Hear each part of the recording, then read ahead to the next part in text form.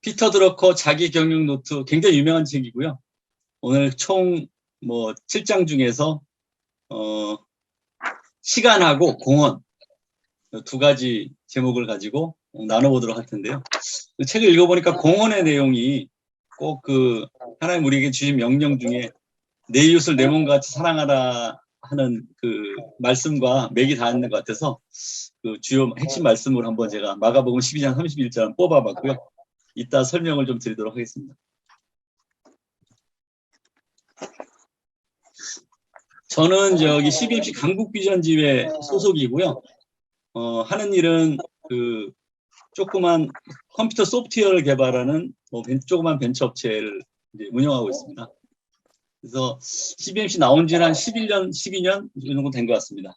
그래서 원래 이제 30년, 제가 사회 나온 지 30년 동안 소프트웨어 한 분야만 이렇게 일을 했기 때문에 그 공돌이입니다. 공돌이. 공학 분야만 30년 넘게. 그래서 이 소프트웨어 분야는 제가 잘 아는데 다른 분야는 이제 전혀 모르거든요. 이제 CBMC가 저를 이제 좀 인생을 좀 바꿔놨다 할까요?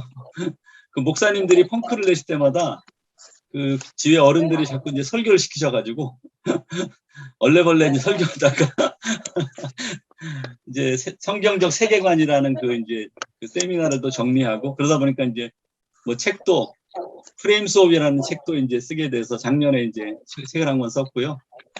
그 다음에 우리 강북비전지회 이제 김정원 대표님이라고 우리 CBMC에서 영상 쪽에 이제 오랫동안 헌신하신 분이 계신데 그분이 또 이제 이거 유튜브 채널을 좀 개설해라. 내가 다 해줄 테니까 너는 말만 떠들어라. 내가 다 해줄게. 이러셔가지고 지난주가 이제 프레임 수업이라는 유튜브 채널 하나 열었습니다. 그래서 여러분 혹시 나중에 기회가 되시면 한번 봐주시고 조언해 주시면 좋겠습니다. 프레임 수업. 책 이름도 프레임 수업, 유튜브 채널도 프레임 수업. 진행을 한번 해보겠습니다. 제가 이제 그 학생들 오래 가르쳤어요. 컴퓨터 공학 분야에서. 그러다 보니까 이제 자꾸 누굴 가르치려고 하는 단점이 좀 있고요. 요약, 정리, 강박증이 좀 있습니다. 뭔 책을 보면 항상 요약하려고 그러고, 정리하려고 그러고, 가르치려고 그러는 게 좀 이제 흠이고요. 다 그런 건 아니지만 종종 책을 읽을 때 이 저자가 나한테 무슨 얘기를 하는가, 이렇게 대화를 하는 식으로 이렇게 하다 보면 책의 내용이 잘 이해가 되는 경우가 종종 있어요. 다 그런 건 아니지만. 특히 성경 말씀도 그런 경우가 이제 있고요. 그래서 피터 드러커가 나한테 이 책을 가지고 나한테 무슨 얘기를 하는 건가 이렇게 쭉 한번 살펴보니까 책 전체를 한마디로 딱 줄이면 뭐냐 이걸 물어보게 되더라고요. 우리 CBMC가 한마디로 뭐야?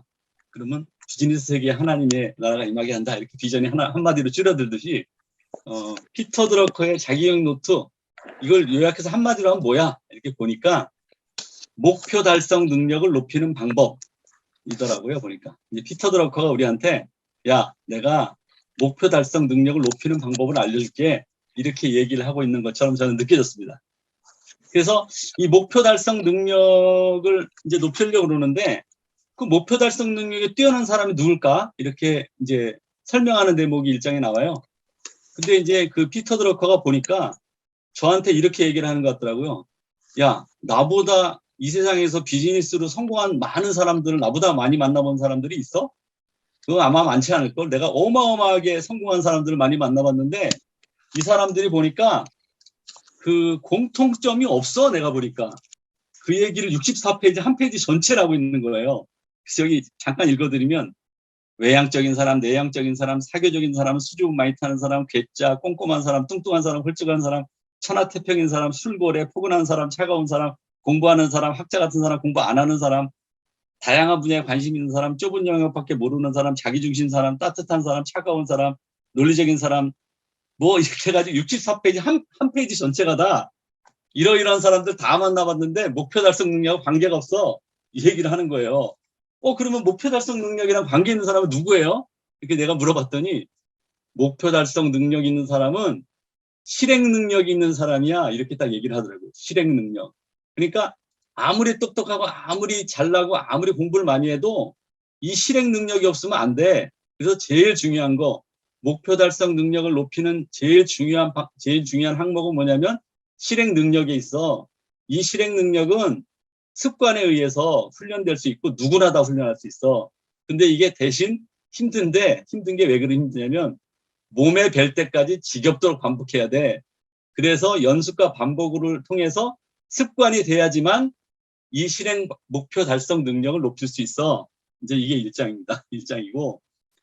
그래서 그 실행 습관을 완벽하게 갖추고 나면 구체적인 세부 항목들은 2장, 3장, 4장부터 7장까지 목표 달성 능력을 높이려면 시간 관리를 잘해야 되고 공헌의 마인드를 가져야 되고 강점을 잘 활용해야 되고 중요한 것부터 하는 순서를 잘 정해야 되고 의사결정을 어떻게 하는지 이렇게 해가지고 세부 항목을 7장에 걸쳐서 이제 설명을 하고 있고요.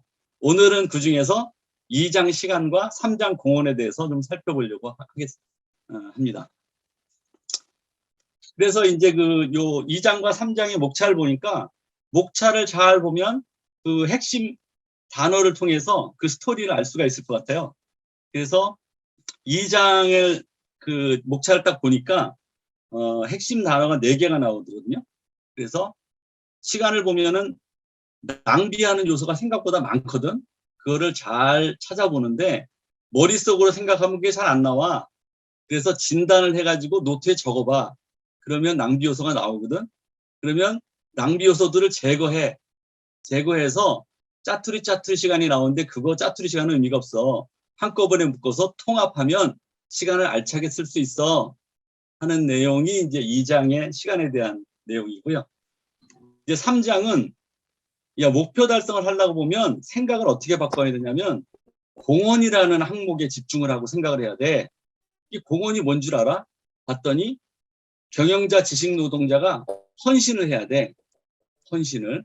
그 다음에 이 전문가, 지식 노동자의 시간은 그 기계공이나 단순 노무자의 시간하고 다르거든. 근데 그런 사람들이 지식 노동자가 목표 달성하는 방법이 있어. 그 방법을 내가 알려줄게. 그 다음에 이 공헌을 하기 위해서는 인간관계가 제일 중요한 항목이거든. 그 인간관계가 무엇이고 내가 어떻게 관리를 하는 게 좋은지를 알려줄게.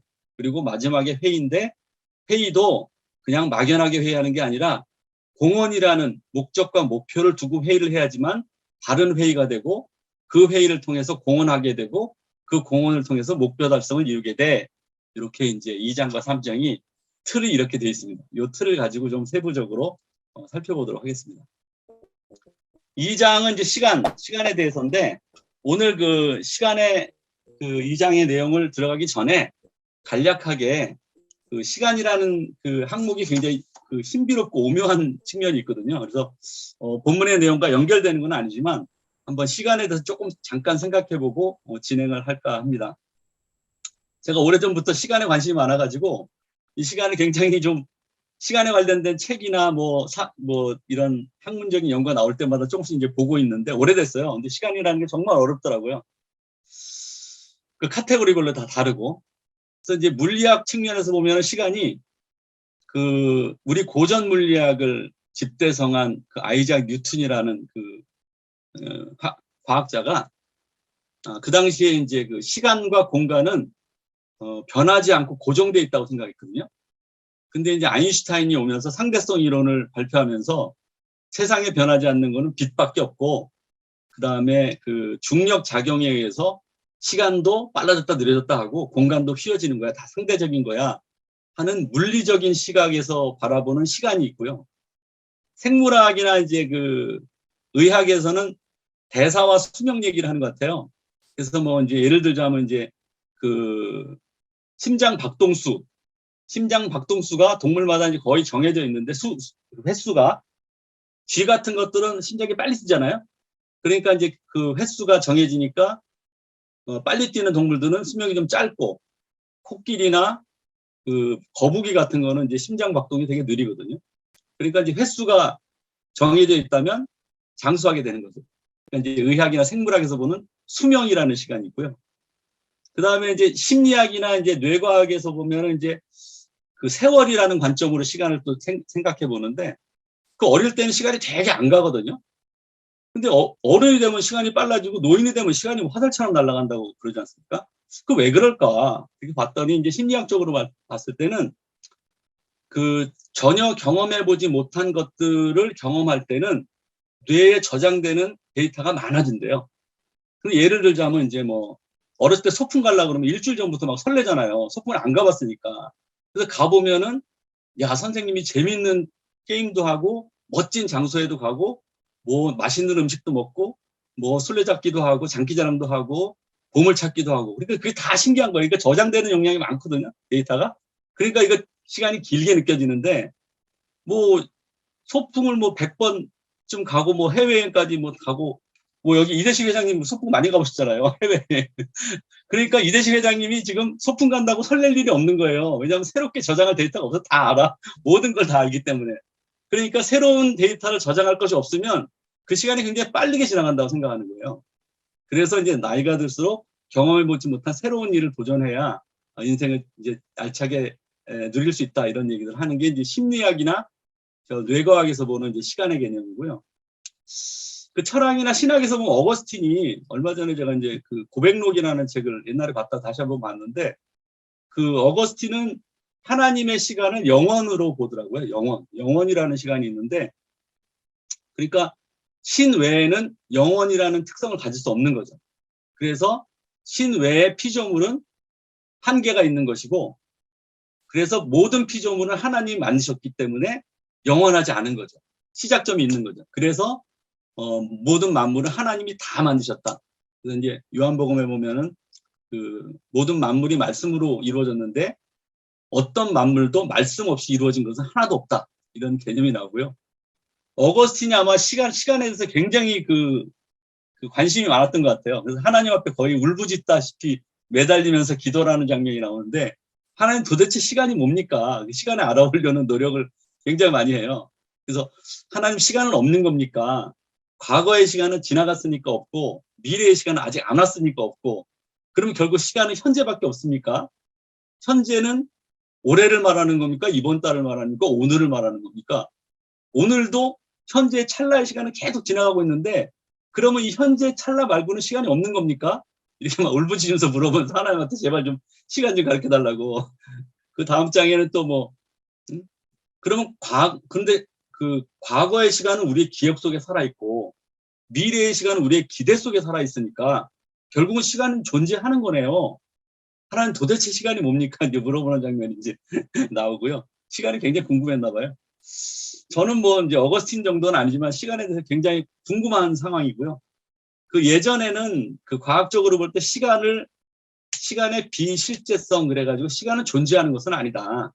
물질이 존재하는 거고 시간은 물질이 변화하는 과정일 뿐이고 실제 존재하는 건 아니다. 그래가지고 이제 과학적으로는 시간의 비실제성이라는 이제 용어를 쓰는데 요즘 이제 양자역학이 발전하면서 그 시간과 공간과 중력과 에너지와 힘이 다 얽혀 있다 그래요. 그래서 요즘은 이제 물리학자들이 시간의 실제성을 상당히 좀 인정하는 편이다. 그래서 좀 다투고 있는데 어쨌든 좀 이제 도입 부분에 대해서 시간에 대해서 제가 워낙 재밌어하는 저 부분이라 조금 잠깐 도입에 말씀드렸고요. 이 책에서 피터 드러커는 시간을 그 자원으로 봅니다. 자원으로 보는데요. 이 기업에서 자원이 이제 크게 세 가지가 있어요. 이 책에서 보니까 자본이 있고 인력이 있고 시간이 있는데요. 이 자본은 세계 중에서는 제일 그래도 구할 수 있는 자원으로 본다. 왜냐하면 이제 돈이 없으면은 뭐 빌릴 수도 있고 투자를 받을 수도 있고 뭐 어떻게 구할 수가 있는데 그거에 비해서 인력이라는 자원은 좀 돈보다는 힘들다. 그 합당한 업무에 합당한 사람을 찾는 것이 굉장히 힘들다. 그렇지만 어떻게든 구할 수가 있다. 그렇지만 시간은 굉장히 독특한 자원이다. 이렇게 설명을 해요. 그래가지고 시간은 이 책에서 뭐라 그러냐면 수요가 있으면 공급이 되는데 돈도 그렇고 인력도 그렇고 이 시간이라는 거는 수요가 아무리 많아져도 공급이 안 되는 거예요. 그런 이제 이 공급을 비탄력적이라는 용어를 쓰던데 이 시간은 비탄력적이다. 공급이 아무리 수요가 많아도 공급을 할 수가 없어. 누구에게나 똑같이 24시간에 주어지는 거다. 그 다음에 다른 것들은 좀 덜 쓸 때는 아꼈다가 많이 쓸 때는 또 쓰고 안 쓸 때는 또 저장할 수가 있는데 이거는 철저하게 소멸되는 자원이야. 그렇기 때문에 저장이 안 됩니다. 시간은. 그래서 이 피터 드러커가 볼 때 항상 공급이 부족한 상태다. 시간은. 그리고 대체 불가능한 자원이다. 요즘 이제 블록체인에 보면은 이제 그 암호화 기술 때문에 대체 불가능 토큰이라 그래가지고 NFT라는 그런 이제 그 기술이 나오는데 대체 불가능한 토큰이라는 거죠. 근데 이제 여기서는 NF 뭐 R 이렇게 표현할까요? 대체 불가능한 자원, 대체 불가능한 리소스. 그렇기 때문에 우리가 굉장히 아끼고 절약해서 살아야 된다 하는 내용을 이제 쓰고 있고요. 이 첫 번째 키워드는 낭비입니다. 낭비. 이 봤더니 생각보다 머릿속으로 생각한 것보다 훨씬 많은 시간이 낭비되고 있다. 특별히 경영자로 갈수록 관리자로 갈수록 끊임없이 이어지는 이전 행사, 형식적 반복적 회의, 뭐 기다리는 시간, 만나는 시간, 뭐 짬 내는 시간 이런 짜투리 시간들이 실제로 엄청나게 많은데 실제로 그 관리자들이나 경영자들, 이 지식 노동자들은 짬짬이 벌어지는 짜투리 시간은 쓸모가 없다는 거예요. 집중하고 이렇게 한 덩어리로 크게 뭉친 시간이 필요한 거지. 예를 들자면 이제 주요 문서를 작성할 때 보통 2~3시간, 많으면 대여섯 시간이 걸리는데 그거를 뭐 1시간 단위로 짬짬이 쪼개가지고는 집중할 수 있는 시간이 부족하다. 그 다음에 아주 중요한 회사의 의견을 교환한다든지 인간관계나 상호작용을 할 때 집중할 수 있는 시간이 굉장히 중요한데 그것들을 확보하지 못하고 굉장히 쓸데없는 시간에 낭비를 하고 있다 하는 내용이 이제 요 단락의 핵심이고요. 그 다음에 이제 그 시간의 특성을 보니까 기계공이 가지는 시간하고 지식노동자의 시간이 다르다. 기계공은 예를 들어서 한 사람이 벽돌을 10m, 하루에 10m 쌀 수 있으면 두 사람이 20m 쌀 수 있고 10사람이 100m 쌀 수 있고 10사람이 이제 100m를 쌀 수 있는데 이거를 더 빨리 싸고 싶다. 그러면 20명을 투자하면은 시간은 반으로 줄어드는 거죠. 이렇게 이제 산술식으로 가능한 것이 기계공의 시간이라면 지식노동자의 시간은 기계공의 시간과는 다르다는 거죠. 끊임없이 고뇌와 그다음에 처절한 아이디어 싸움으로 벌어지는 건데 그 지식노동자의 시간은 굉장히 중요하다. 산술적으로 늘어났다 줄어났다 하지 않는다.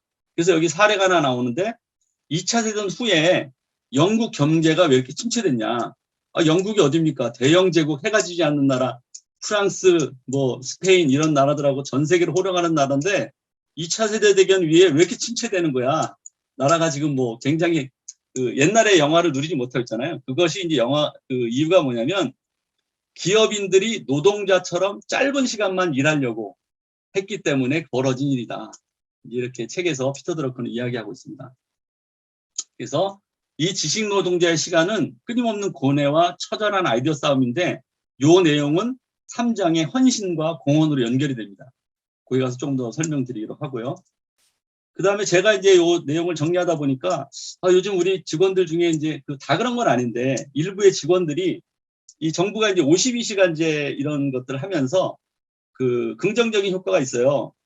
과로를 한다든지 뭐 일 중독에 빠진다든지 뭐 기업주가 경영주가 노동력을 착취한다든지 이런 것들을 줄이는 효과는 있는데 이 사람들이 일을 너무 시간으로 이렇게 딱딱 정해서 퇴근 시간이 되면은 일이 끝나거나 안 끝나거나 상관없이 그냥 벌써 5분 전에 짐 싸가지고 땡치면 나가는 이제 그런 일부 직원들이 있는데 제가 이제 경험을 해보니까 저도 이제 엔지니어 출신으로 이제 30년을 일했는데 어떤 문제가 풀리지 않을 때 정말 해결될 때까지 밥도 안 먹고 집에도 안 가고 밤새 막 해결하는 그런 노력들이 이제 있었고 그런 노력들이 결국은 개인도 발전시키고 조직도 성장시키는 그런 결과를 초래했는데 요즘 일부 다 그런 건 아니지만 일부 젊은이들이 이제 시간으로 나는 뭐 받은 만큼만 일하겠다 뭐 이런 그런 자세로 개인의 발전도 막고 조직의 발전도 좀 더디게 되는 그런 안타까운 일이 좀 있지 않은가 그런 생각 좀 해봤고요. 일론 머스크는 뭐 여러분 아시다시피 주 100시간 일한답니다. 주 100시간.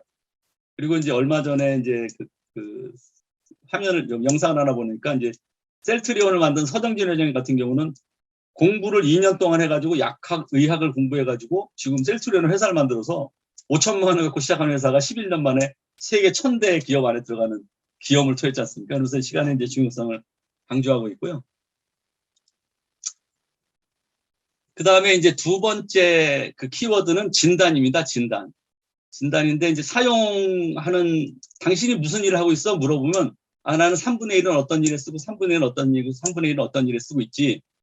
그렇게 얘기를 하고 있는데 머릿속으로 실제로 그걸 적어봐라 이거야. 적어보니까 그 일을 전혀 못하고 있을 뿐만 아니라 쓸데없는 시간에 너무 많은 시간을 뺏기고 있다는 거를 확인하게 된다. 그러니까 머릿속으로 내가 생각하는 시간을 활용하는 그 수준하고 적었을 때 그 시간을 활용하는 수준은 전혀 다르기 때문에 적어봐라, 적어봐. 그래서 우리 그 우스갯말이로 그런 말 있지 않습니까? 적자생존. 적는 사람만이 살아남는다. 옛날에 우스갯소리 그런 얘기 한 적이 있었는데 아무튼 적어보면 다르다. 그래서 이 책에서는 어떻게 써 있냐면 기억하지 말고 기록해라. 기억에 의존하지 말고 기록에 의존해라. 이런 말로 이제 설명을 하고 있습니다. 시간을 실제로 기록해 보니까 전혀 필요 없는 일이 있어요. 조직에 전혀 필요 없는 일. 누구 만나서 뭐 의전하고 뭐 밥 먹고 뭐 회식하고 뭐 그게 뭐 인간관계에 전혀 필요 없지는 않지만 회사에 공헌하는데 그다음에 이제 그 회사에 도움이 되는 일에 관계없는 그런 낭비되는 시간이 이제 많다는 거죠. 그리고 다른 사람이 대신할 수 있는 일도 꽤 많아요. 그래서 그것들을 이제 좀 분산해 가지고 어떤 일들은 위임하는 일이 아이디어가 필요하다.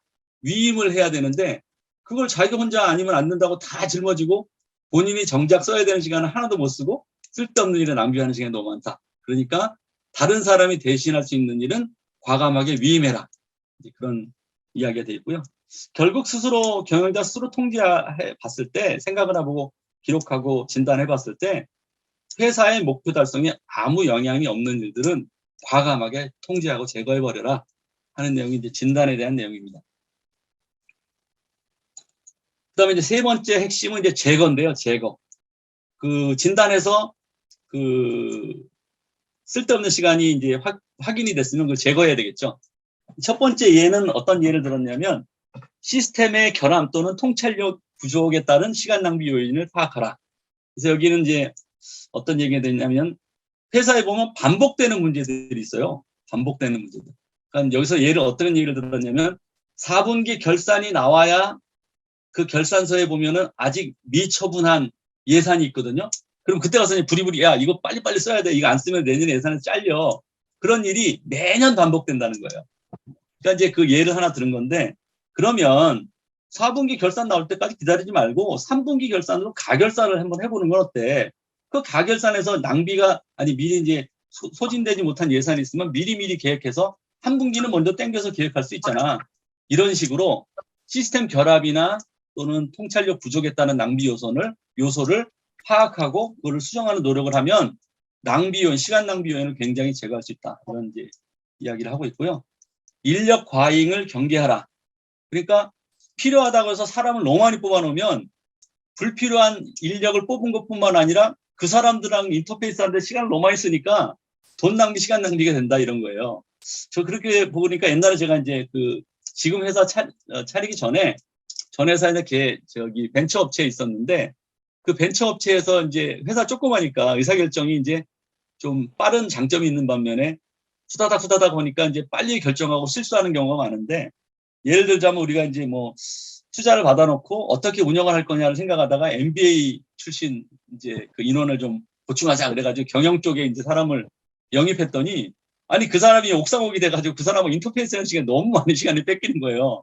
그러니까 그러다 보니까 나중에 이제 몇 년 지나서 분석을 해보니까 인력 비용은 비용대로 더 들어가고 시간은 시간대로 더 뺏기고 그래서 이게 회사의 중심 인력이 아니면은 외부에 두고 필요시에 전문가 컨설팅을 받는 것이 훨씬 더 유리하지 않느냐 이제 이런 생각을 이제 했었죠. 이제 그게 이제 인력 과잉을 경계하라.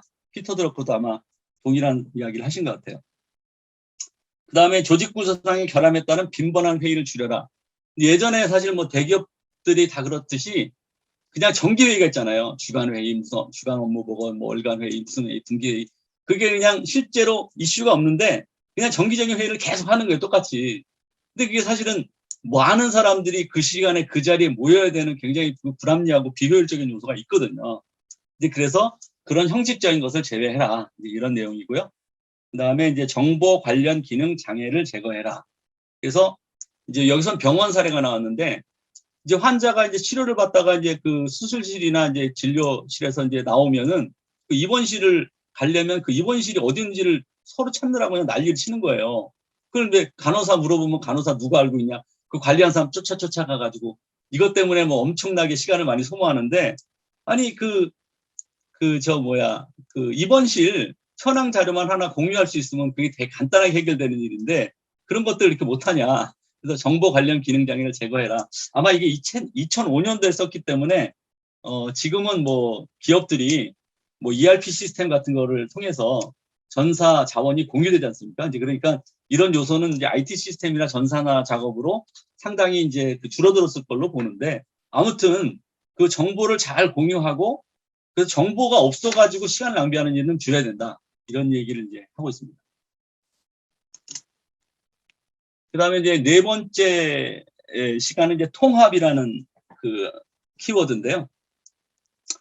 지식 노동자는 그 아까 말씀드린 것처럼 이제 단순 노무직하고 다르게 그 누구에게도 방해받지 않고 집중할 시간이 필요하다고 하는 거죠. 뭐 여러분 다 아시겠지만 그래서 주요 면담을 하든지 주요 문서를 작성하든지 주요 계획이나 뭐 기획서를 쓸 때는 사실 이제 뭐 30분 쓰고 있는데 누가 잠깐 불러가지고 커피 한잔 하고 오면은 그 시간이 바로 연결되는 것이 아니잖아요. 아까 30분 동안 뭘 쓰고 있었지 그걸 다 생각해가지고 하다 보면 그 시간이 엄청나게 그 시간 낭비가 커지거든요. 실제로 커피 마시러 갔다 온 시간 말고 그 앞에 뭘 쓰고 있었지를 생각해서 연결하려면 훨씬 더 많은 시간이 낭비되는 거예요.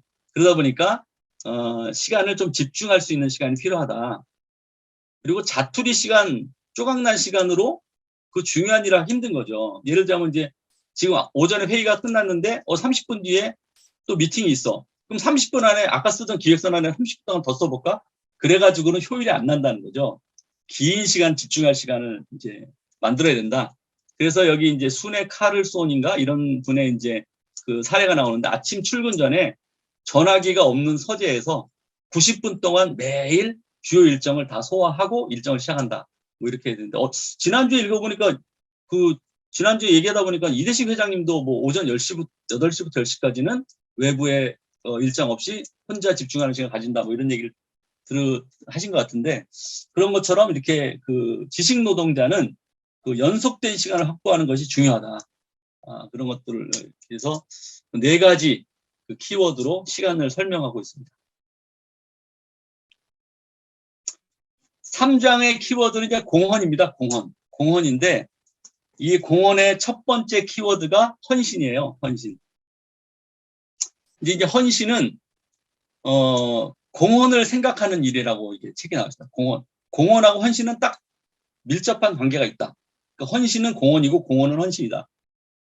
공헌을 생각하면 어떤 일이 벌어지냐면 키터드라크가 공헌을 생각하면 더 높은 곳에 초점을 맞춘다. 이렇게 설명을 합니다. 더 높은 곳에. 옛날에 저런 얘기가 있었죠. 그 독일의 그 쾰른 대성당을 짓는 그 공사장에 사람들이 이제 석공들이 일을 하고 있는 거예요. 그러니까 이제 가서 물어보는 거죠. 당신 무슨 일 하고 있습니까? 이제 물어보니까 첫 번째 사람이 몰라요. 노가다 뛰고 있는 거 몰라요. 이렇게 얘기를 한 거죠. 그래서 조금 가다가 이제 두 번째 사람을 또 만나서 당신은 무슨 일 하고 있습니까? 내가 이제 이 석공으로서 돌을 잘 쪼아가지고 우리 가정을 잘 부양하고 있죠. 그 일을 하고 있어요. 이렇게 얘기를 한 거죠. 그래서 조금 더 가다 이제 세 번째 사람한테 당신은 무슨 일 하고 있습니까? 그랬더니 나는 하나님 섬기는 마음으로 이 세상에서 제일 아름다운 쾰른 대성당을 짓고 있습니다. 이렇게 얘기를 한 거예요. 그러니까 세 사람이 똑같은 돌을 쪼고 있는데 한 사람은 노가다 뛰고 한 사람은 가족을 위하고 한 사람은 쾰른 대성당을 짓는 거죠. 근데 이게 공헌을 생각한다면 더 높은 곳에 초점을 맞추게 돼 있다. 그러니까 우리 지식 노동자들은 항상 공헌을 생각해야 된다. 그것을 이제 얘기하고 있고요.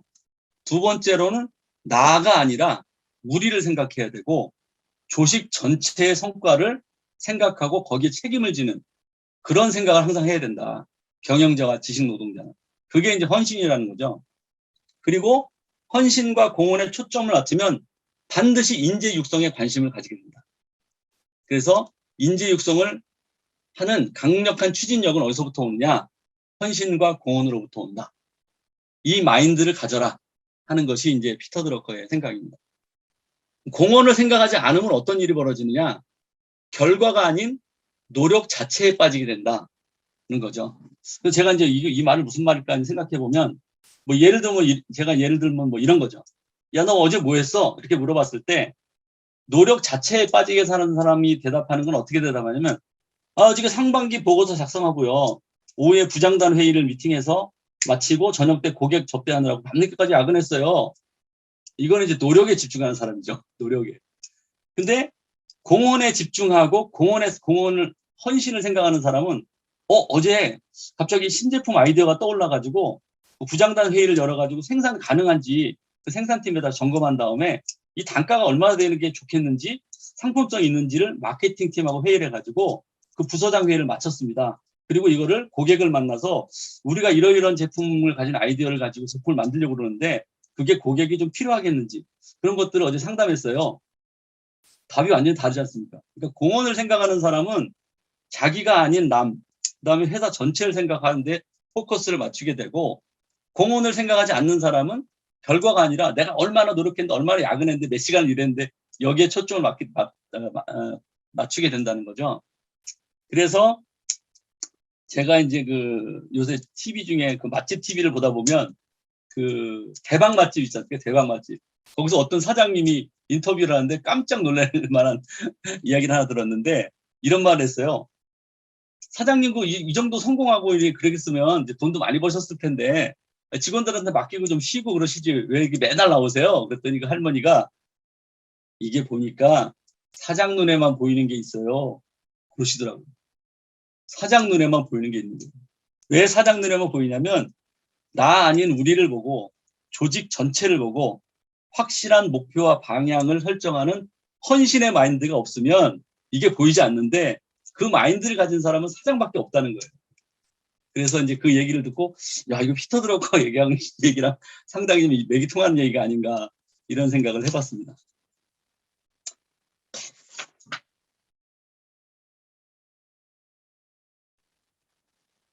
그 다음 이제 그 두 번째 키워드는 공헌의 두 번째 키워드는 이제 목표를 달성하도록 이끄는 방법인데 이제 우리가 이제 지식 노동자이고 경영자 아니겠습니까?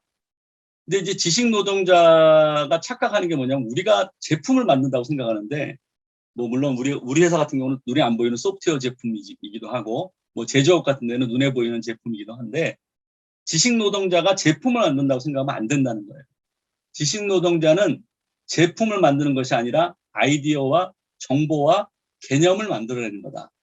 그래서 지식 노동자가 열심히 일해서 만든 아웃풋은 제품이 아니에요. 다른 제품, 회사에서 만드는 제품들과 연결되고 다른 사람들이 만든 결과물들과 연결돼서 성과를 내는데 통합되는 그런 아이템이지 내 생각과 내 아웃풋 자체가 제품이 아니다. 그거를 착각하면 안 된다 하는 내용을 이제 피터 드러커가 이야기를 하고 있는 겁니다. 그래서 여기서 말하는 제너럴리스트는 넓게 많이 아는 것이 아니라 자신의 좁은 분야의 지식을 모든 영역의 지식에 연결시킬 수 있는 전문가가 제너럴리스트지 단순히 깊게 하느냐 넓게 하느냐 얘기가 아니다 라는 이야기가 이제 책에 나오고요.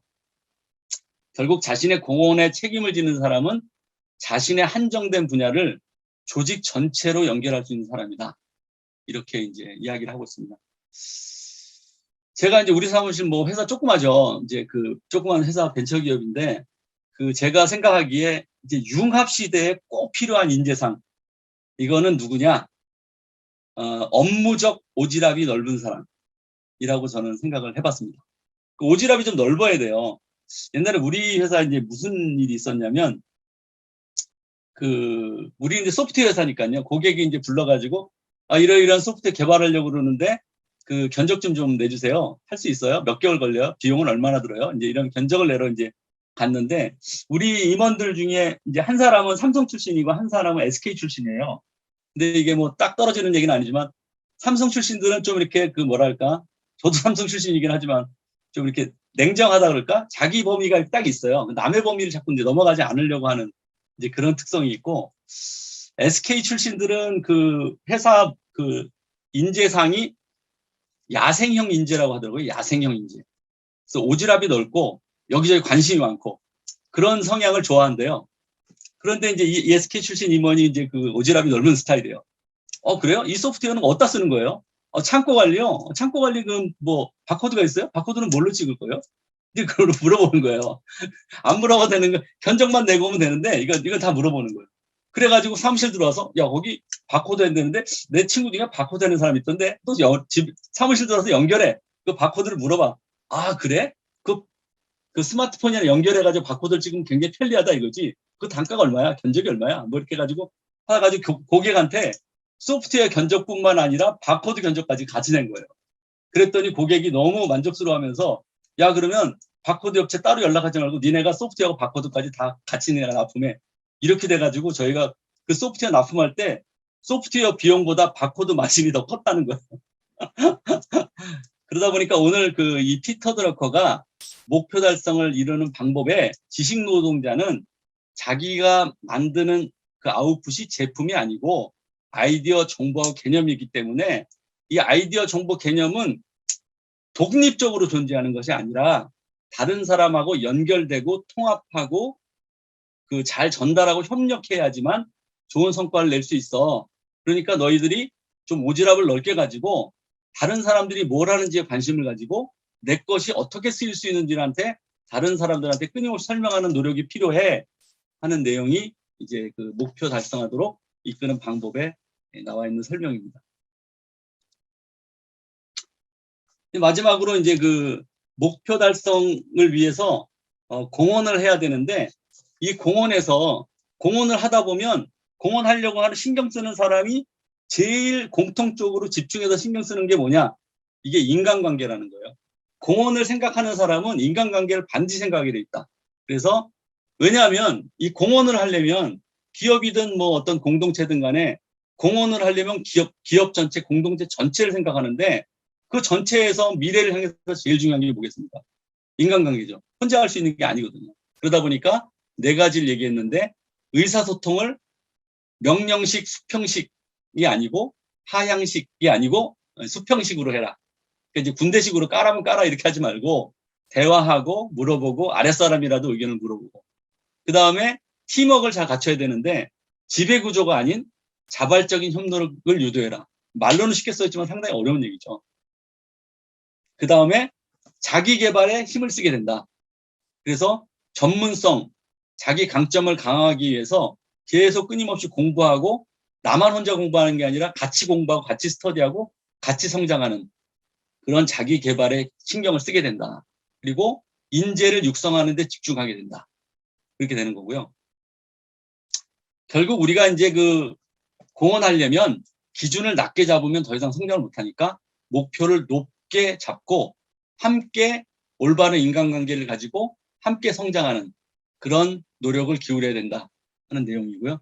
마지막 그 아이템은 마지막 그 키워드는 회의인데요. 회의도 그 형식적이고 어떤 사례를 모으기 위한 정보를 공유하기 위한 회의일 뿐만 아니라 그 공헌을 어떻게 하면 할 것이냐, 어떻게 공헌에 집중할 것이냐를 가지고 목표와 방향을 공헌에다 두고 하는 회의가 달라진다는 거예요. 그래서 결국 정리를 해보면 그 안주의 유혹을 뿌리치고 목표 달성을 이루는 길은 바로 공헌, 헌신 이런 것에 초점을 맞추고 집중을 해야 우리가 목표 달성을 이룰 수 있다. 이렇게 해서 시간과 공헌에 대해서 이제 설명을 쭉 하고 있습니다. 정리를 한번 해보겠습니다. 정리를. 일단 그 시간은 가장 부족한 자원이고 대체 불가능한 자원이다. 그렇기 때문에 돈과 인력에 비해서 훨씬 더 우리가 잘 관리를 해야 되는 소중한 자원이다. 그래서 낭비를 철저하게 분석해서 머릿속으로 생각하지 말고 적고 체크해서 진단하고 낭비 요인들이 발생했으면 반드시 제거하고 조각난 시간들을 총합해서 집중된 덩어리 시간을 만들고 시간을 최고로 아끼고 관리해라 하는 것이 시간의 내용이고요.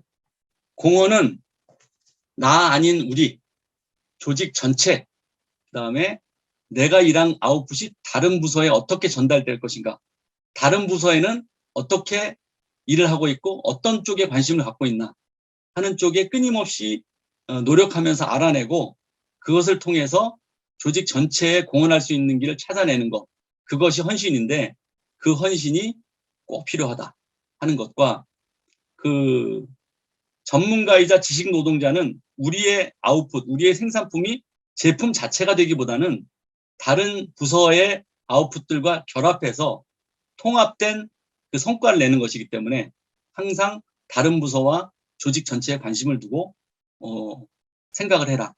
그리고 인간관계를 바르게 가질 수밖에 없다. 공헌을 생각하면.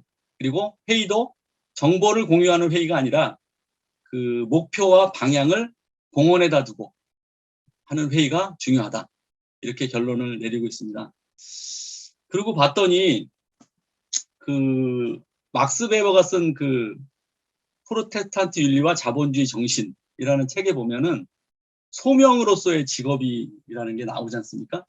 그러니까 이제 그 책에 보니까 이상하게 그 캐톨릭 말고 개신교도들이 훨씬 더 그 부자가 되고 훨씬 더 경영진이 되고 훨씬 더 자본가가 되고 왜 그럴까?